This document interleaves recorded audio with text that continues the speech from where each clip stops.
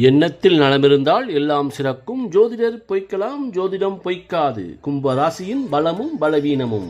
கும்பராசிக்காரர்களின் பலம் என்பது எந்த ஒரு செயல்களிலும் வழக்கமான முறையை கையாளாமல் புதுமையான வித்தியாசமான திட்டங்களால் செயல்படுத்தி சமுதாயத்தில் தனித்திறமை கொண்ட மனிதர்களாக ஜொலிப்பார்கள்.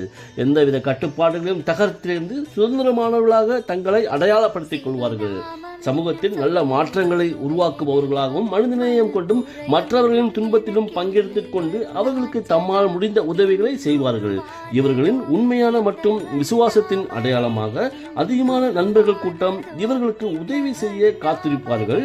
காலத்திற்கேற்ப தங்களை மாற்றிக்கொண்டு எதிர்காலத்தை தொலைநோக்கு பார்வையுடன் பார்க்கும் நேர்மறை ஆற்றலை கொண்டிருப்பார்கள். இவர்களின் சிந்தனையும் செயலும் நீதியை நிலைநாட்டுவதிலும் அதர்மத்தை அழிப்பதிலும் உறுதியாக இருப்பது இவர்களின் பலமாகும். கும்பராசிக்காரர்களின் பலவீனம் என்பது சில நேரங்களில் உணர்ச்சியற்றவர்களாகவும் மற்றவர்களின் உணர்வுகளை கண்டுகொள்ளாதவர்கள் போலவும் இருப்பது, மற்றவர்களின் ஆலோசனைகளை ஏற்றுக்கொள்வதில் பிடிவாதமாக இருப்பது, மேலும் தனிமையில் அதிக நேரங்களை விரயமாக்குவதால் உறவுகளில் மனக்கசப்பான உணர்வுகளும் புதிய விஷயங்களில் தம்மை ஆர்வப்படுத்திக் கொண்டு பழைய விஷயங்களை எளிதில் சலிப்படைவது போன்ற காரணங்களால் வேலைகள் மற்றும் உறவுகளில் நிலையற்ற தன்மை, திடீரென முடிவுகளை மாற்றிக்கொண்டே இருப்பது மற்றவர்களுக்கு மனக்குழப்பத்தை உருவாக்குவதுடன் சிக்கலான நேரங்களிலும் பிறரிடம் உதவி கேட்க தயங்குவது, சில நேரங்களில் நெருங்கிய உறவுகளிலும்